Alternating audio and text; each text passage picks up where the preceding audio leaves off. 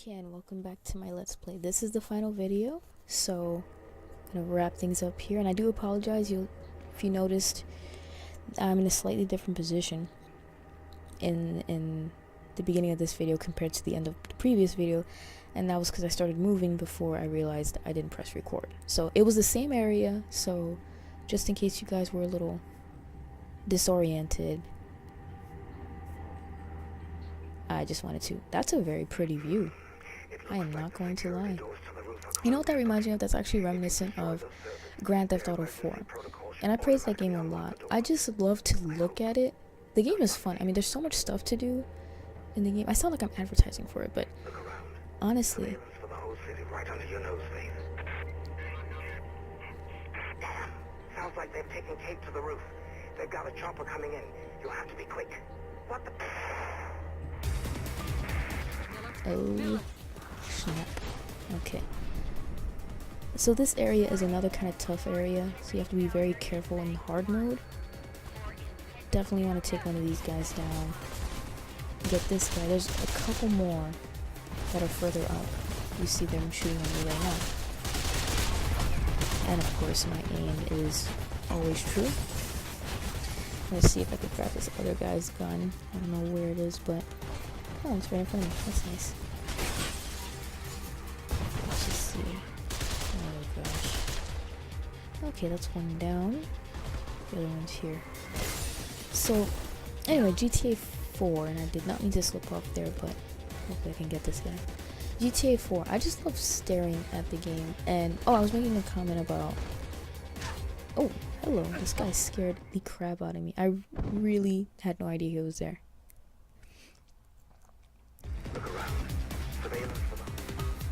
I honestly, if I like a game, I'm gonna talk about it at length. I'm gonna sound like somebody paid me to talk about it, and I assure you guys, I'm not getting paid anything. As a matter of fact, I wish I was.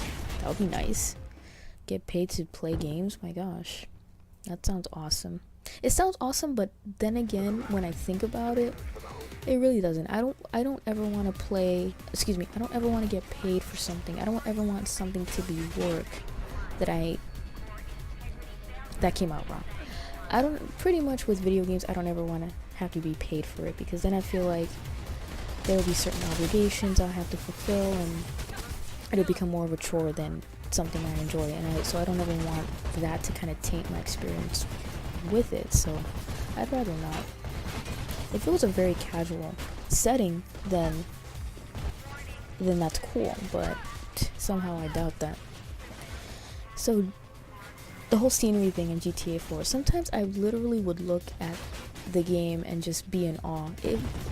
I guess the reason why is because it was the first game I played way back when it came out. Way back when it came out, which was 2008 or so. And that right around that time was when I got my first ever HD television. Up until that time, I had a lovely old Sharp TV. You know the ones with the big backs that are like 3 inches diagonally. It's ridiculous. But I got my HD TV coming home from Best Buy, so excited, and I said, you know what, I'm gonna play Grand Theft Auto 4. And I remember I almost drooled. Like, it was beautiful. It was awesome. It's crazy.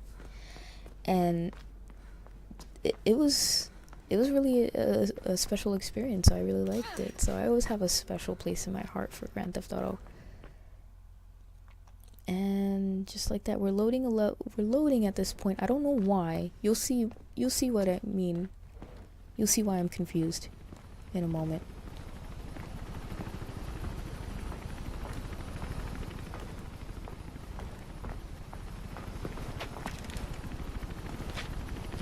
Hello, Faith. Jack, you couldn't. Attitudes like that. Well, that's exactly why I could. Who's behind this? Let's just say I know who the bigger fish are. Callahan. Why us? We're no threat. Classic warfare. Break the lines of communication. Shoot the messengers. Without Pope, and without without the runners, your clients. Those who just won't let go of the old city will be cut off. Vulnerable. Then this city can clean up the last of its dregs. So this is just the start. I prefer to think of it as an ending. Still, you did a remarkably good job of coaxing out all those loose ends surrounding Pope's demise. It's why you're still alive.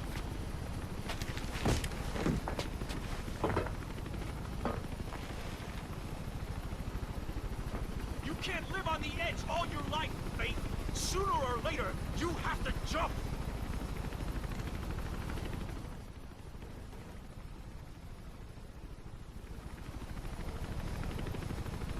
And so here we go.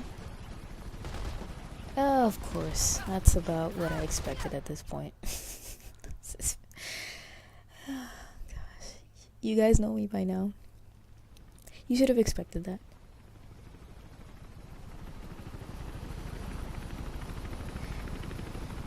And I do love, I'm just gonna run around these, I'm not even gonna mess around. And I do love when the bad guy,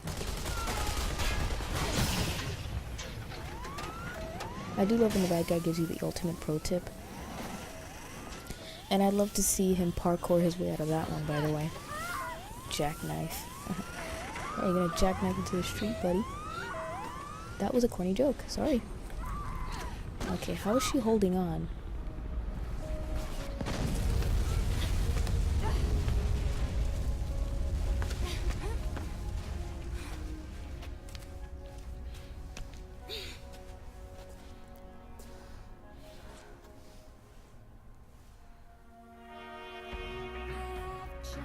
So, a happy ending?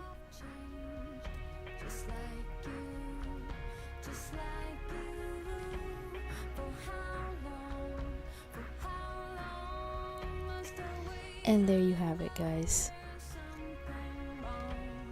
Just like that. Where did the guards go? I hate to spoil this moment, but where did those guys go that were shooting at me? Did they just say, screw it, she just kicked that guy out of the helicopter, so we're just gonna leave her alone now?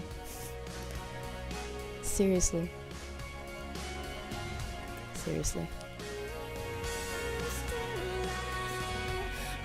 So, right here is where I will say my thoughts. As usual with every one of my Let's Plays, once I've beaten the game. So, what are my thoughts on it? I absolutely love the game. Every time I even think about it, or every time, it's kind of like a Pavlovian thing where you hear music, anything that reminds you of something triggers a certain emotion or a certain response, right? So every time I hear any music from it, and I have the soundtrack on my iPod and that kind of thing, it makes me smile because I've had a lot of fun playing this game. I've had a lot of frustration playing it too. Especially with moments where I thought Faith should have grabbed onto a particular ledge or something like that, and she didn't. So,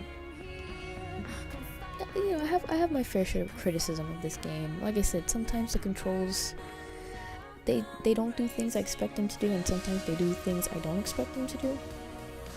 Another criticism, but I think that's just a matter of getting accustomed to it. Another criticism that I have is about the story. If you're gonna bother, in general, it's not just this game. I think it's just kind of an artifact of every other game that has come out in recent times. Fact of the matter is, the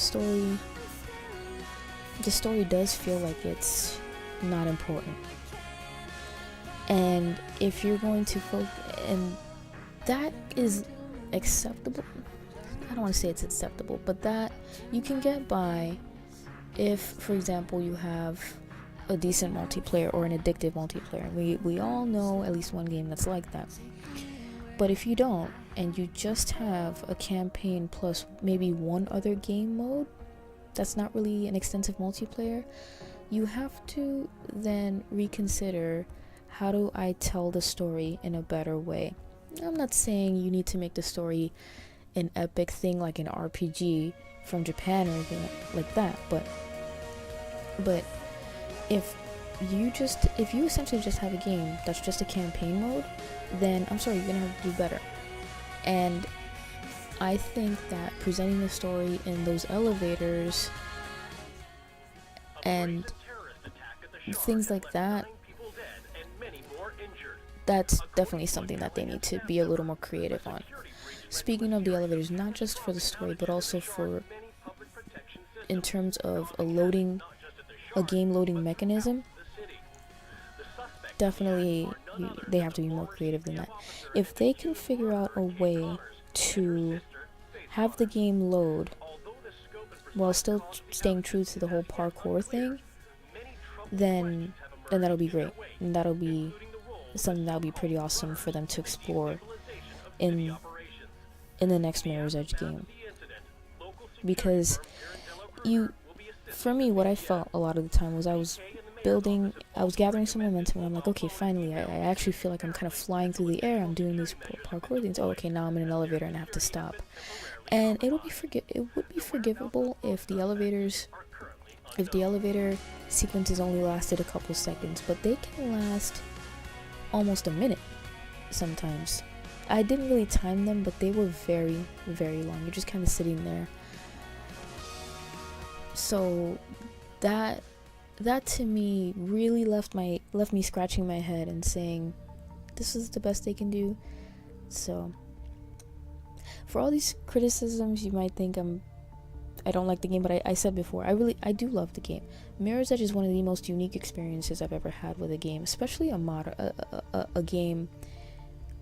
current game, a modern game, that kind of thing. There's not really many other games that are like it, as far as I know. Maybe there are, and I'm just not aware of them.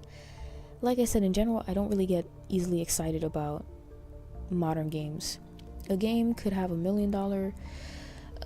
could have $1 million budget that they spend on making just a commercial for me to be intrigued by it. It still doesn't impress me. I need more. I need actual substance. So overall, I enjoyed this game.